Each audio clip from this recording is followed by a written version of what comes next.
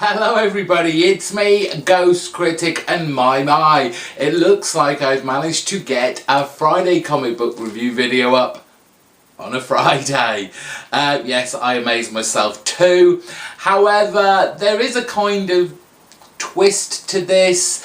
You may have seen from the title of this video already, called Gut Reaction, and that's basically what this video is going to be. My kind of first initial thoughts on what I read on my pull list this week.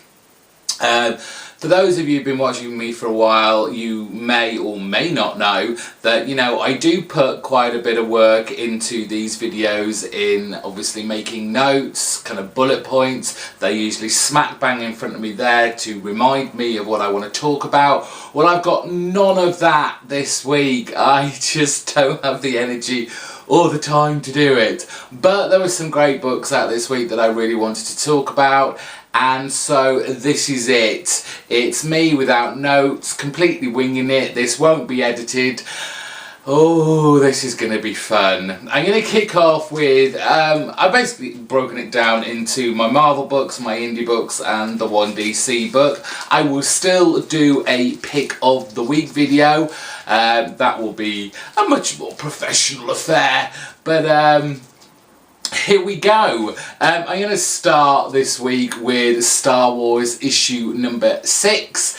And it wasn't until kind of halfway through this that I actually realised what had happened in the last issue, because I'd said in my Wednesday video that Star Wars has started not to have that amazing, fantastic appeal it did right at the beginning.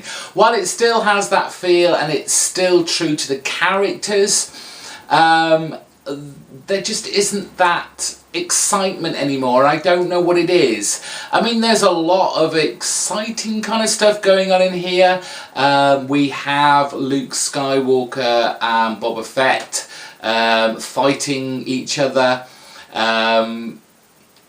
which was good. You know, Cassidy draws some great fight scenes and he does really exceptionally well here.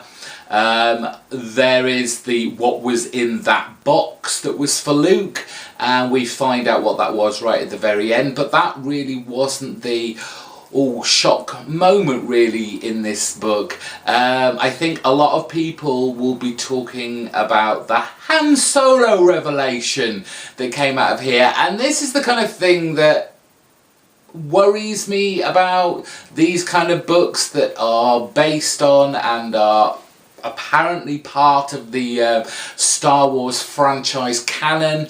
Then they start kind of doing these in-between film stories, and I think the only people that really did it well, and it was based on a TV series, was the guys over on Dark Horse when they were doing the Buffy the Vampire series comic, when the Buffy TV series was still going on.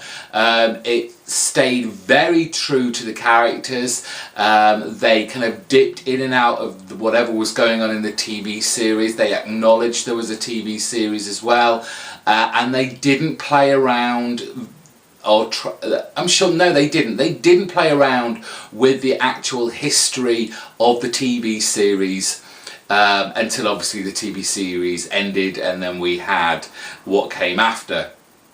So with that in mind, what they've got is Han Solo having been, or is, married. And this is before he hooks up with Leia. So, to my knowledge, and I'm not saying I'm a huge Star Wars boffin, but I don't ever remember any acknowledgement that Han Solo was ever married in the films. Correct me if I'm wrong.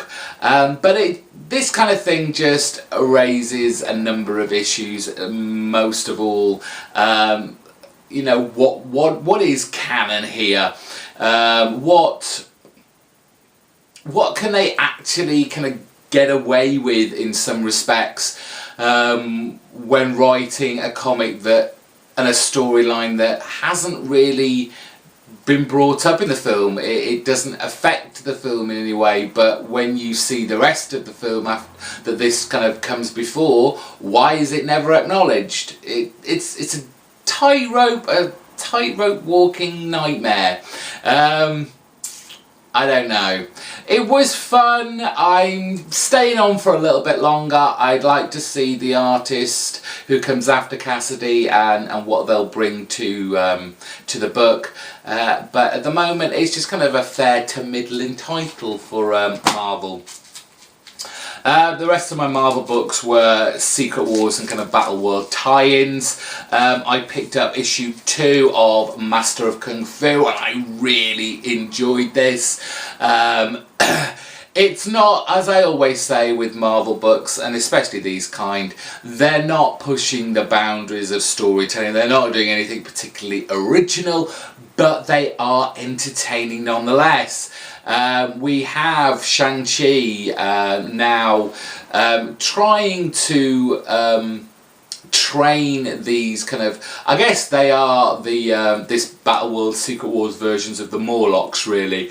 The guys that live downstairs, underground, and you know, the outcasts of society, those who don't fit into neither Doom's world or the residing baron of that particular land. Shang-Chi is not impressed or wants to be involved with this gang in the slightest, but it's not until we have our baron, see, this is what happens when you don't make notes. I can't remember our big villain baron's name. Is it Zhang Zi or something like that? Well, anyway, he sends off his goons, which just happens to be Danny Rand, a version of him, to bring Shang-Chi to justice. Of course, this band of Morlocks get in the way and there are some casualties, which of course bring Shang-Chi to his senses. I'm not drunk, honestly. And he suddenly decides, yes, I am going to fight against this now. I'm going to bring new order to this this country, I guess, this part of Battle World.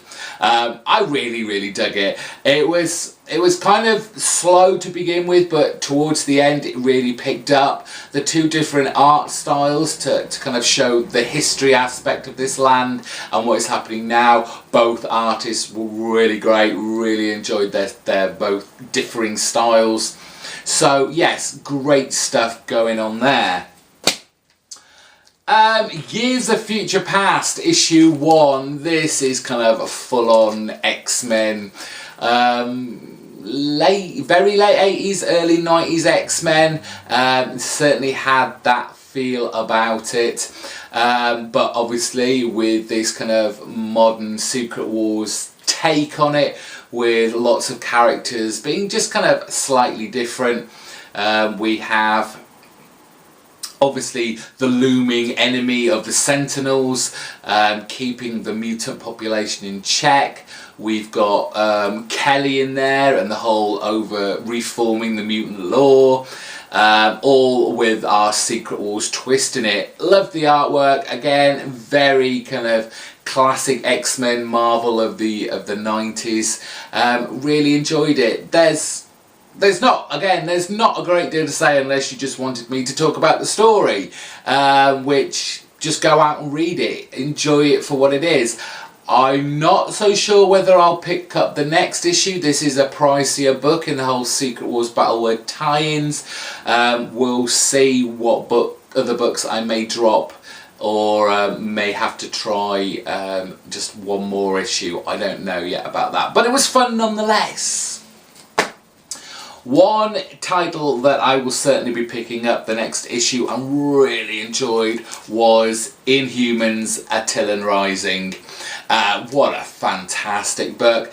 And unlike a lot of the other titles that are out in the Secret Wars, this isn't based with a Secret Wars twist on a kind of past Marvel story. You know, just like that one, it's classic X-Men of the 90s. You've got Planet Hulk, which was already a story. You know, all those books that were based with a little twist, and like Inferno and all those kind. This is an original. Here we go, here are the Inhumans. We have Medusa being the Baron of, I guess, Manhattan, and a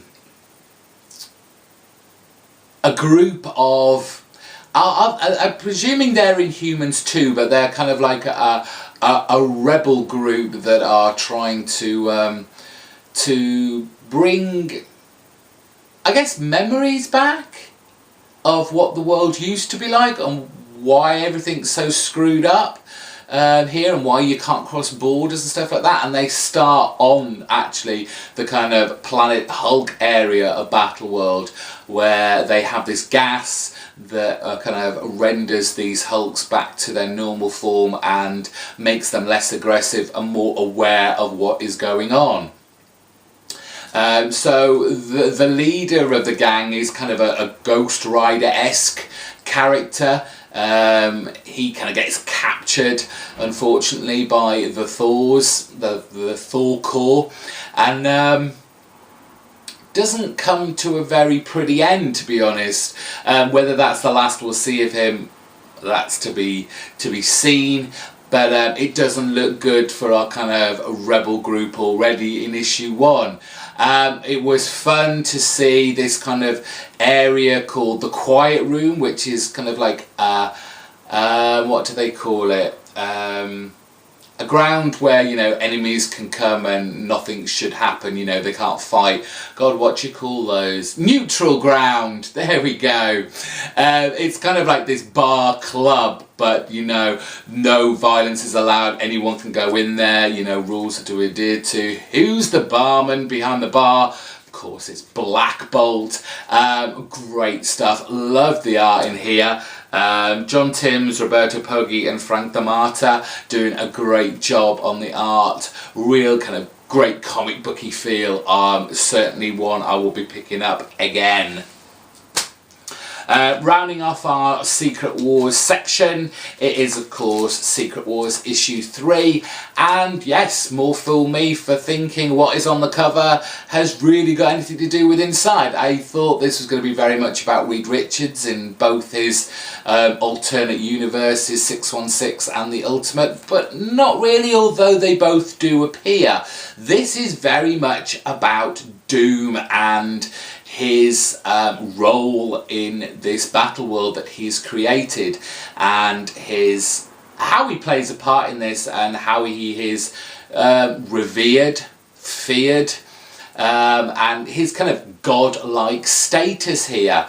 And you almost see sort of like maybe the strain already becoming a little bit much for him, trying to, you know, keep everything together, not really sweating about the small stuff that Stephen Strange, or Doctor Strange, his sheriff, so to speak, keeps addressing him with, but really just making sure everyone is unaware of what has actually happened. I like the pieces with Stephen Strange. You know, he is that character where you're not sure where his loyalties lie. Yes, he is, you know, Doom's basic right-hand man, you could say, but is his intentions all that loyal to Doom, or is he covering up more nefarious deeds? I feel he's a bit of a double agent, and will be the cause of Doom's ruin by the end of this series. But really great again, loving the Secret Wars main title and event. I can't really say much better things about this, but I couldn't make it pick of the week again. So that was that. Moving on to a couple of indies, and we're starting off with Jane Tinian's Boom Studios title, issue 13 of The Woods. And again, much like I said on Wednesday, this is a book that I'm kind of okay with. I kind of forget what's happened in the last issue, and kind of feel like I'm playing catch up a lot of the time, trying to remember what happened, and really shouldn't have to do that with a book that should keep me excited. I'm still enjoying it, and this kind of threw me a little in the sense that this is 1 year on from the battle of last issue. Characters have died, characters have moved on, the kids and the school, all those have moved on so much that they have their own kind of civilization and camp now, but there is still a threat looming, as we see on the last few pages. It is, in a sense, it is a kind of good jumping on point in that it introduces all the characters again. It's very clever in the way it kind of gives the names of all the characters as they come into the scenes of the book. And given that it's a year on, you know, you would only have to read, you know, I think it's a couple of trades to catch up, and then you're set for the latest new story arc. The colours, again, by Michael Dionysus and Josan Gonzalez, they're strange. That's the only one I can think of. They have this strange kind of very sci-fi palette to it, and of course it is, because it's kind of off-world, it's another planet, but it has this kind of fantasy vibe to it too, but it is kind of very steeped in this sci-fi genre. It's appealing. The colours are very bold and colourful, but at the same time they're dark and foreboding. It's a clever mix, and it's certainly not distracting, but nonetheless, this is shaping up again to be a more interesting comic than it's been over the last few issues. Penultimate comic for this book, it is Morning Glories issue 46, and here we are firmly centering on Irania, I believe her name's pronounced, and it's issues like this that not confuse me, but they don't tend to push the story forward any, but it does kind of push that particular character, because we don't see anyone else here apart from our cover star Irania here, her as a much younger child and now as a teenager. But seeing the development in her character is very interesting. She's very self-aware of herself, she's very aware of her surroundings and the way people act, and of course she's a killer, and she's done it before. We find out a little bit more about who's been training her, this Mr. N. There's more kind of clues as to who he is and who he's connected to, etc. Once again, Morning Glories continues to stupefy me, and in a way I'm wanting to get to the end of this so I can wrap it all up, and as I say many times and still haven't got round to, I'd like to read this from the very beginning again and hopefully get my head around it better. Finally, for this video, it's one of DC's new issue 1s from their DCU line that they're bringing out now. It's issue 1 of Midnighter by Orlando Acco and Fajardo Jr. And this was a great...